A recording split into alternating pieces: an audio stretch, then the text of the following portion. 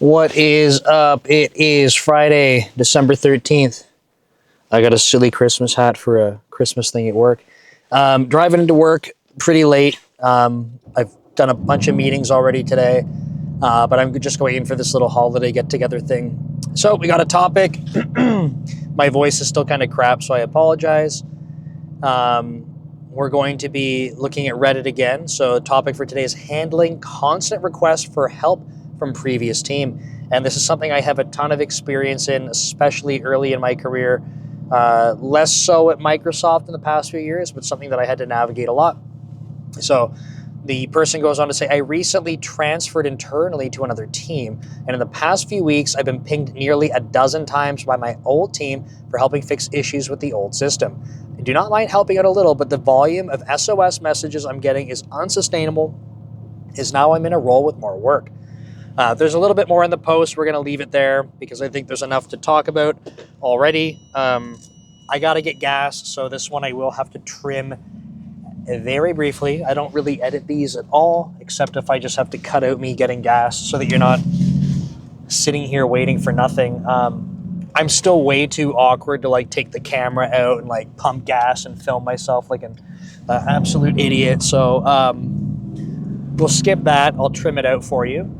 And a quick reminder before I get into the content, if you want stuff answered specifically, go ahead and leave a comment below. I'm happy to answer things. And if you want something answered anonymously and you want to provide more detail, just look for Dev Leader on social media, any platform you want. Whether that's Facebook, Instagram, X, LinkedIn, I would say between Twitter, X, whatever, and LinkedIn's probably the best. I have a premium account on LinkedIn, so you should be able to just send me messages if you look for me. You look for Nick Cosentino on LinkedIn. Yeah, totally anonymous if you want me to talk about stuff. I've had a couple people send stuff in, offer a lot of detail, which is great. I have no reason to expose your name and the stuff you want to talk about. It doesn't matter to me. I'd rather just help you if I can. So the more context, the better I can answer things. But let's dive into this. So definitely a tricky situation. And sorry if I'm going to be coughing a little bit. But it's a tricky situation because usually when you're experiencing this kind of thing, you're trying to move on to something else, right? Hopefully for this individual, and if you're experiencing this for you, it's you have this nice opportunity that's come up. You're okay, let me move on from this thing that I've been doing. Not to say that it's been bad or whatever else, but you have a new, hopefully better opportunity, which is great. But then as this, individual is expressing in their post, it's not just sunshine, because it's I got a lot of work to do. People are trying to cross the road, but they don't realize they have the right of way and they're just waiting. Kind of weird.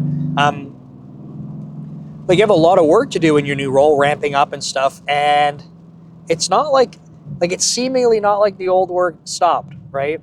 So a couple things that we can look at here. One, I want to talk about if you're ahead of this, right? So if you're already in this situation, we'll talk about that. I'd like to talk about some preventative things before this happens, either early on, sort of just in time, or right before it happens. And then we'll talk about sort of the after part. So you have you're in this person's situation, you have transition. What can we start to do? Okay, so let's start from the beginning, right? And this is something that it's easier said than done. It's way easier to talk about with hindsight, because when you're in the flow of things and everything's moving fast and you got a ton of shit to do, I get it. We're focused on building stuff. We're trying to ship the best software we can. This person doesn't realize they have an advanced screen. Very, very silly. There you go. Good job. Wake up. And we're in this mode where we're just nonstop going. Usually, right? So it's very easy to neglect some of these other things that we're going to be talking about. And the first is this idea that the stuff that we're building, stuff that we're working on and building, Like, we have to understand that the people working on things do not have the same lifetime that the project or the product or the service. Like, these things have different lifetimes. So you might have a team that stays together on a project, whatever it happens to be, and they stay together long enough where that project ends up getting sunset and they're already working together on something else, right? Their lifetime together as a team has exceeded that of the product. You could have the opposite, where the product lives on for a long time and the team is changing, right? You might have none of the original members after, a year, 2 years, 3 years, whatever it happens to be. Things are constantly evolving with the team and the product is growing, but it's still staying around. And then obviously you could have like a combination of all the above. I'm getting out of the way of that. Jeez, big truck. Where the product is going to be around for a long time and the team is changing and eventually it gets sunset, and like maybe one person's been around since the beginning of it and they're kind of sticking around for the next wave of things to be built. Like, these things have different lifetimes. And I think something that's easy to forget is that, because it's just not top of mind for anyone, right? It feels like rightfully so, is how is it going to be possible that any person can come on and be as effective as possible in this space? Ideally, my opinion is, like, I've talked about this before, documentation for me is like it's definitely hit and miss with a lot more miss. I love the idea, but in practice, it just feels like a huge pain in the ass. And it feels like a pain in the ass because we want it. It seems like the thing that's going to solve the problem, but it's always out of date. And it seems like to keep it up to date is a ton of work, especially if things are moving fast. Okay, so don't take this the wrong way. I'm not saying documentation's bad, never do it, it's useless. I want to love it, I want to do it, but in practice, I find it's very challenging to get very useful documentation that is up to date with low effort to maintain it. Something I really like is when the documentation is almost like sort of like living with the experts on the team. And I think there's a really good hybrid approach here. I don't think it's really rare that I take a stance where I would say is an extreme thing in software engineering or anything, because I generally find that there's value. If you have a spectrum of things, there's value on both sides. So if you're going to the extreme of one end, you're missing out on value of some other part of the other side. So I like the idea of having everyone on the team have subject matter expertise, maybe in a deeper area of the product or the service, and enough understanding that they should be able to ramp up anyone on the team to be effective. And the reason I like this, because to me it seems like I've had a lot of success with teams where people can sit down together, whether that's on a call or in person, get people up to speed, right? Pair up with them for a bit. Maybe it takes a week or something to kind of go through stuff. Maybe it's a day, depending on what it is, right? And people can get up to speed and they're good to go. But don't get me wrong, there's going to be tons of little details and stuff, or really nuanced things where people are like, man, I remember getting stuck on this, but I don't remember what we did. And there's a good example of where documentation is valuable. So my point with mentioning all this kind of stuff is if you could press pause right now and you can think about the team you're working on, what types of things are being done to make sure that if you needed to swap half your team out, I'm just making up an example, you got to swap half your team out, and you're going to replace them with that half with new people. How are you going how would you do it effectively? And I realize it's a very contrived situation, but what does your documentation look like? What does your onboarding look like? Is your code base so convoluted that it's going to be ridiculous effort? Is the way that you guys have planned stuff in terms of your milestones coming up, is that all over the place? Is anyone even talking about that? you know, just the team processes, if there are any. Is any of this mature? I think these are things to evaluate periodically. And if you're a software engineer, I'm not necessarily saying like this responsibility falls directly on you specifically and only you, but I am saying that I think it's healthy for teams to be able to reflect on this. And it's very easy for us to not, like, to ignore it, to forget about it, because like I said, we got shit to do. We're busy making those changes, driving those improvements. So I get why that's easy to put aside. But I do think there's value in making sure some of those things can be in place. So when you think through that, like, again, I'm not going to sit here and prescribe, go document this or change your onboarding process to that. But I think that there's a takeaway here where you can take a step back and say, like, what do these things look like? If we had to tomorrow go swap out half the team and bring on new people, like, how painful would that be? And don't get me wrong, it's probably never going to feel good. I mean, the people part aside, because you don't just want to miss half your team. But I just mean, like, in terms of onboarding and getting people familiar, it's probably never going to feel totally awesome. That would be a very difficult thing to do. But what could you do to improve it? Right? So when I talk about this kind of stuff in general and like team dynamics, I like thinking about continuous improvement. So if we were to take a step back and reflect on how the team works together currently, whether that's the product itself, our processes, our code base, whatever, like, do we have things set up, if we were to reflect on this, do we have things set up in a way that enables new individuals to come on? Okay, so that's something that I would like you to think about. The flip side to this, that ties in a little bit more specifically with this person's situation, is single points of failure. I think they're very much related, because if you're talking about onboarding, and making that smooth for people, it would not be a smooth process if your onboarding meant that every person that was onboarding had to go talk to Jim on the team. And Jim likes to also take his vacation days that he's earned, so people can't onboard at all if Jim's out. Like, that would be not a good experience and something that you'd want to optimize for. What is going on at this turn? Okay, I'm getting gas here. So I'm going to say it out loud again before I stop so I don't forget. There's no bloody spots here. Ugh. Let me turn around. Nightmare. I don't know why I go to this gas station too. I hate it.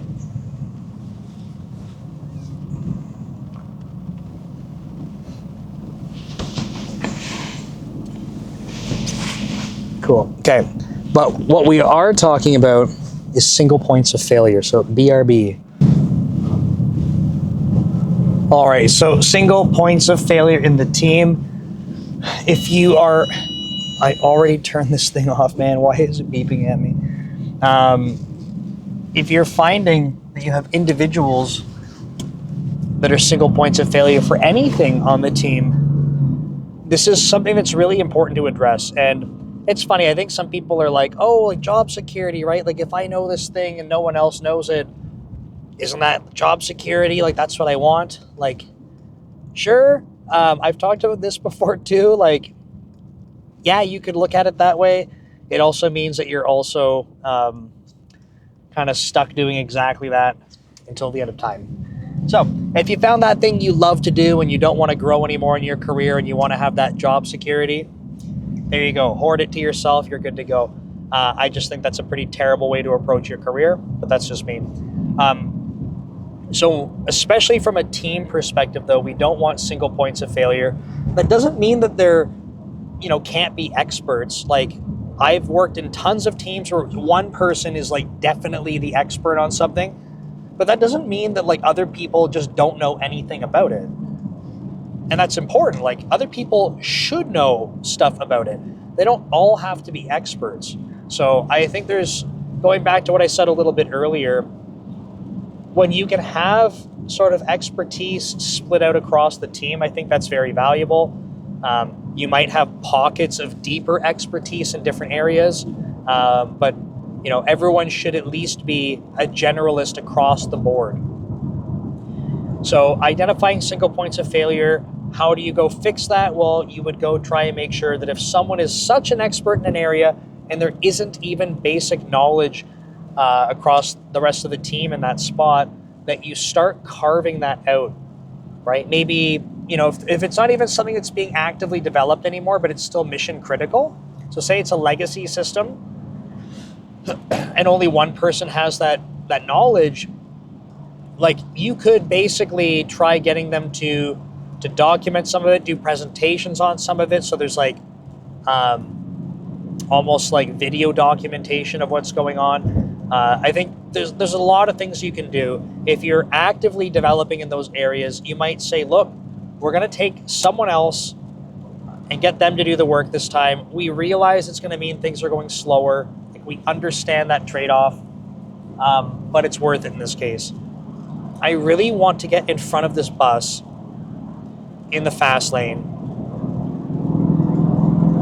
but this guy in front of me is not quite going fast enough to make it happen. Please stop. No, don't brake. Oh, you're ruining everything. Oh, man. This is the worst.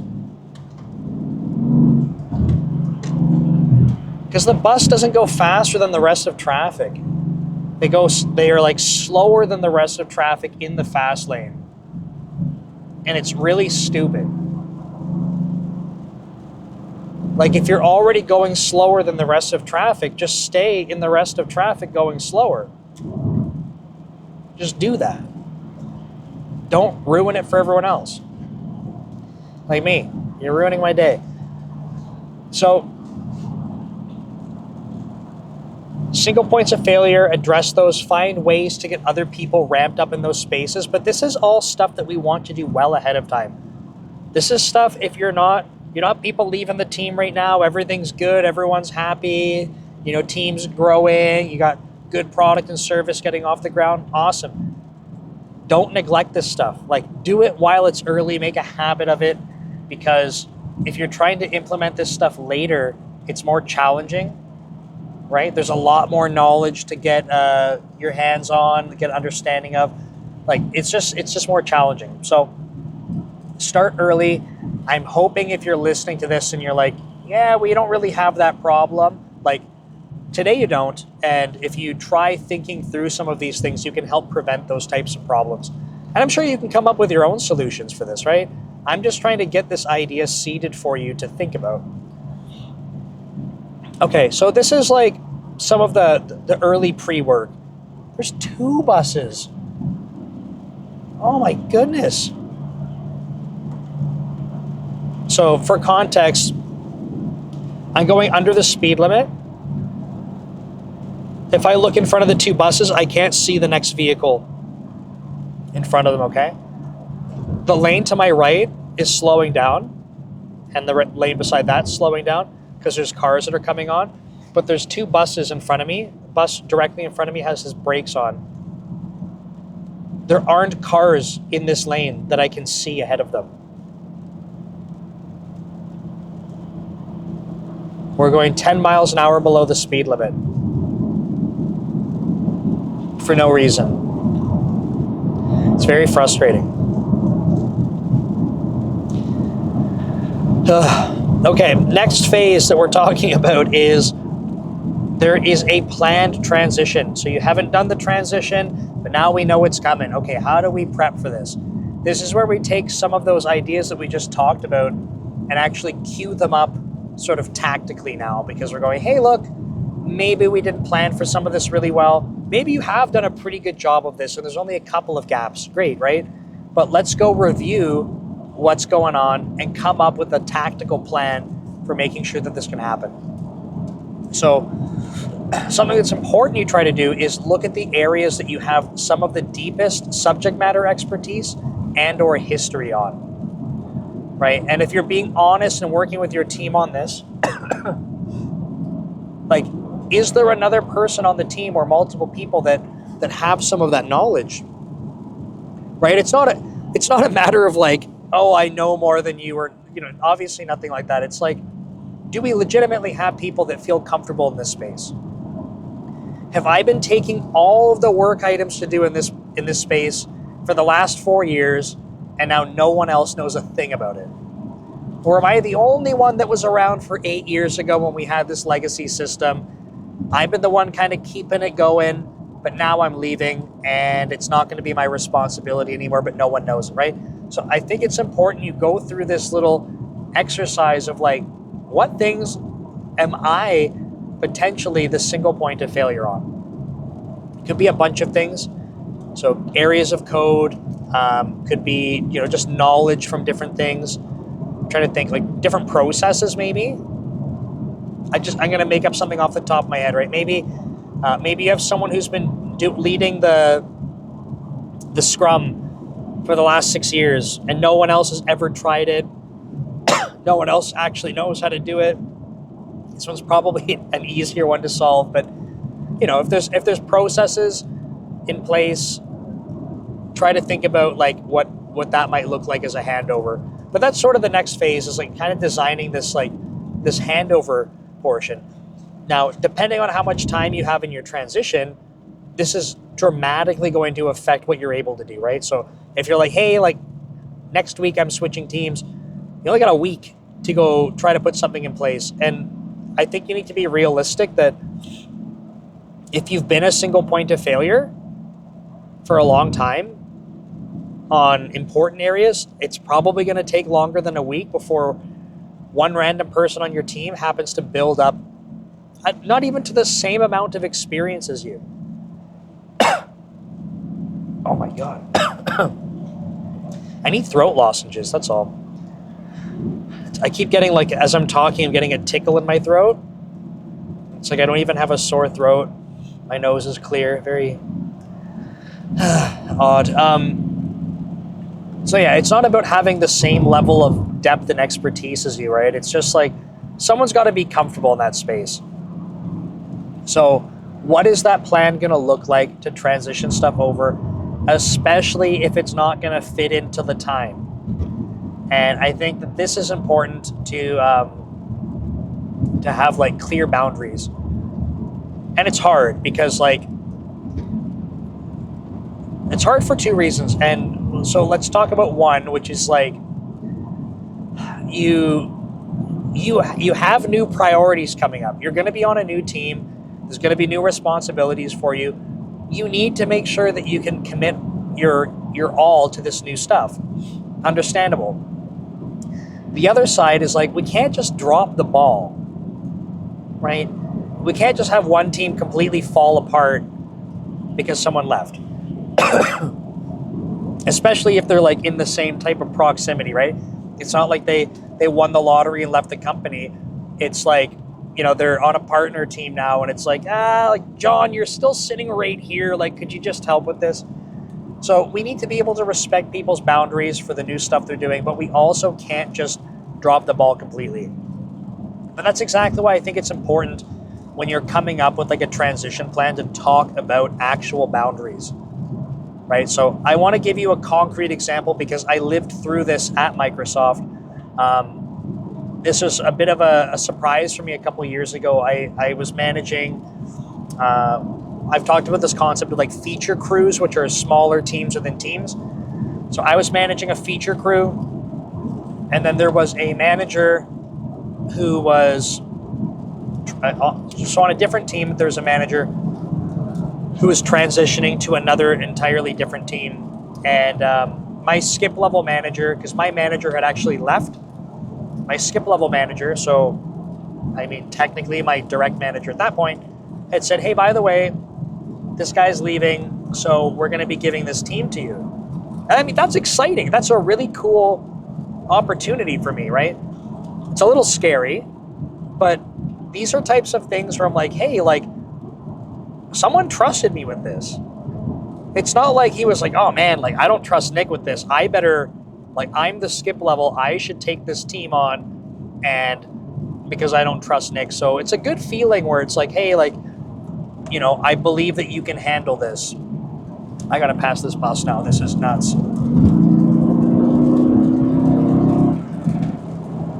Crazy. Why am I living like that? So when that happened, though, what was really interesting is like I had a conversation with that manager, because it's like what had happened was that a lot of the people that were on that team were also going with that manager to another team. So that's the little trick that was put into here. It's not, hey, you're getting this team because the manager left. It's, hey, you're getting this team, the manager left, and there's a lot of people that are leaving with him. And it's really another layer to this is like there were some really awesome engineers on that team. I don't think they give themselves enough credit. And I mean it genuinely. Really, really smart, effective engineers. And I remember talking to their tech lead. And this was like not in a private chat either, but like their tech lead was saying like, yeah, like basically he said, and this could have been a little bit of a language difference barrier thing going on, but he basically said like all the smart people left. And I think he's trying to say all the subject matter experts left. So when I was working with this team, I felt like they had lots of very smart people. They navigated things very well. But this is a signal from the team where they're like, hey, like we have a lot of really good people that are gone. So I remember talking with the manager who had shifted out, and we came up with a plan because he understood we can't just have no support for our team. So we came up with a plan over a couple of months. Basically, the people that transitioned would still be trying to help. Now, it meant that we would try first pass, right? Like we need to start practicing. It's going to be hard, but we'll try first pass, and then we can engage them. So that was an agreement we came up with. The second part to this, though, was that we have on-call rotations. And this made it really challenging because without getting into too much detail, I was left with one part of the team in one geography where, given the number of people, they would be permanently on call, which I can't do. So this is a really difficult thing because we're talking about transitioning the responsibilities and looking through this stuff, but it's like, hey, look, like we can talk about what that looks like, but I don't have a solution for on-call rotations. There are physically not enough human beings to make that work in a particular geography. So this is one of those things that I had to go solve in not a very easy way, but like we had really good support from their team in terms of the transition, but we had, and I'm not blaming anyone, right? We had no support on the on-call stuff afterwards because the people that left had their own on-call rotation to go on to. They can't do both. So very challenging, but the point is that we had to come up with a strategy, and that involved sort of like a time boxing thing, setting boundaries to say after this point in time, like we're hands off at that point. So I would recommend some type of approach like this where you're coming up with a strategy to do that. The right timelines or how much hands-on and stuff, that's going to vary from team to team, place to place. So something to think about.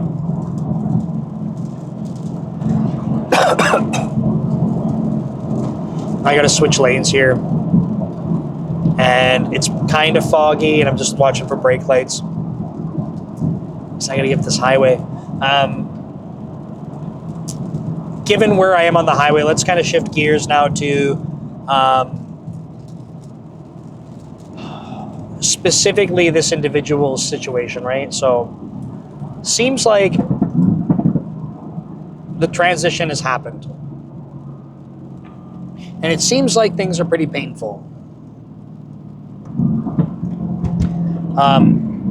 It's hard to go look at some of the examples I gave and say, oh, we'll beef up the documentation. Like, oh, we'll come up with an action plan. Because it's already happened, right? this person now feels like, oh man, now I'm drowning, like I'm kind of doing work on two teams. But I do still think a lot of the same concepts apply, okay? So one of the things, when I talked about this for helping junior engineers, and I think the same idea works here. It's not about junior or senior, it's about who has experience in a particular area. So in this case, we have an individual who's saying he's getting like SOS messages, right? Previous team's messaging me, I gotta help with an emergency, it's taking up a ton of my time. What I have to say is, like, if you want to make this situation get better, it probably gets a little bit worse first. So when you're helping out in those emergencies, instead of just solving the problem, instead of just saying, no problem, I know how to do this, I'll get it done, take a little bit longer and teach someone. If it's already been documented, point that person to the documentation, say, you try it, let me know when you get stuck in the documentation. I will guide you through at that point, and then you can go update the documentation. Right? If there is none, you're sitting down with them, you're going to show them how to do it, and then as you're showing them, you can be asking them to create the documentation. And I think that it's important that you don't just go create the documentation off on your own, because if you have experience like with documentation on teams, when you have an expert writing documentation and then the next person goes to use it, a lot of the time it feels like people are like, I see there's documentation, but like, what the hell am I supposed to do with this? And it's because it's written from the perspective of an expert, not from the perspective of someone who has no idea what the hell's going on. And the people that generally need that documentation are the people that have no idea what the hell is going on. So it's really helpful if those people work with the expert to write it.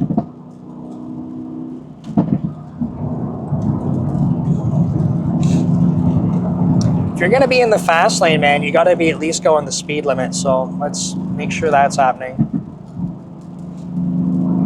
Because the guy behind me is trying to go faster than me. And we're not even going the speed limit, so. I think buddy in front's getting the idea now. We're good. So that's the first piece of advice, which is like, don't just give answers, because I think this kind of thing would get better over time, but I feel like it's going to feel very bad for a lot longer. And if instead you make it a little bit worse in the short term, you will find that you get out of this situation faster. You need to start helping the other team, your previous team, build that expertise. So teach them, so take a little bit longer, teach them and get them to document it. I think that can help a ton. I think something that's really important here too is like setting expectations with managers. And I'm going to make an assumption here that if you switch teams, you also switched managers. I can't necessarily assume that, but I'm going to. If that's incorrect, sorry, this might not feel applicable, but let's assume it is. And so now you have your previous manager and you have your new one. This guy was still trying to fly up behind me. I don't understand. Sometimes people try to race me,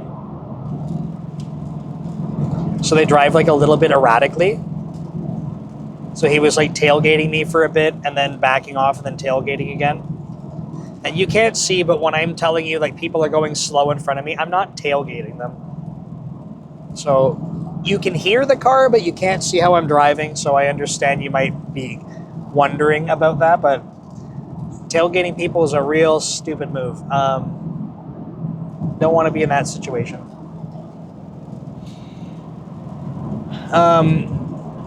So when you have two managers in this situation, if your old one and your new one, I think that it's important you get both of them on the same page.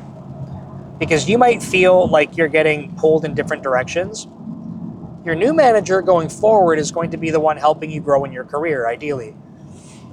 But it's not like your previous manager, just all of their input is dropped, right? I know when I transitioned teams onto my new team earlier this year, my manager still had lots of input into my progression in my career. And that's because I had been working with her for the entire time before. So if I want my career to like basically just restart, I can't see.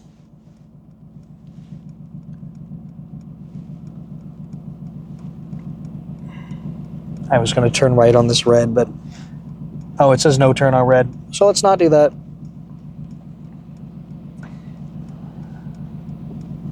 It's the no turn on red was like right where the pillar of the car is. I had to move my head around it. And it's green. So yeah, your previous manager is still going to have input into your career progression, at least for like the next phase of like as you're transitioning. So it's not, in my opinion, it's not wise to be like, hey, screw you, I'm on a new team. So don't do that. But also you don't want to just like ignore your new manager. So I think it's a really good opportunity if these expectations haven't been level set. Like try to get your new manager and old manager on a call together, or if you're in person, talk in person, say, hey, look, like I understand that these were things that like I was responsible for. People are coming to me because I have the expertise here. And like, here are my new priorities that I've been given. So I need both of you to kind of come together and understand that like, I don't have infinite time, and how can we work together on this to come up with a plan? I want to be very transparent with you that if I had an engineer come to me on my team, or that had left my team to go to a different one and talk to me about this, I would be happy to have that conversation. And why? Because I understand that they're going to have new priorities. I don't want them to go drop everything we're asking for and go work on their new priorities. I want to make sure that if we need help, we're getting that support. But it's also important to understand if they don't have capacity for it, like, what is that going to look like? What can we do to make that better? So personally, I would want to be working with this engineer. I would want this conversation to happen. You might have a different working relationship with your manager, new one or previous one, and you're like, Nick, that would never work for me. Don't take that advice then. But I think that finding some way to level set those expectations, however you think that needs to look for you, needs to happen. Because you're fighting this internal battle already where you're feeling pulled in different directions. And you might find that given what's expected of you from the people that are helping you grow in your career, or should be, they're okay with you being more on one side or the other. Maybe it's totally acceptable from your new manager and your old one that you are spending significantly more time transitioning out, right? Maybe that's cool. And maybe not. Maybe it's the exact opposite, and your new manager's like, look, that's not acceptable, and I'm going to make it clear to your old manager. Okay, right? But like, have the conversation instead of just like feeling like, oh, I don't know, and it feels bad. I think so many more things could be improved if we spent the time. There goes my voice. If we spent the time having conversations about them. I just need a throat lozenge, man. I ate the last one we had in the house. End of an era. Cool. Okay, that's it for this drive. I will have another video on the drive home. Thanks for tuning in. It's a bunch of videos this week, but we'll see. Take care.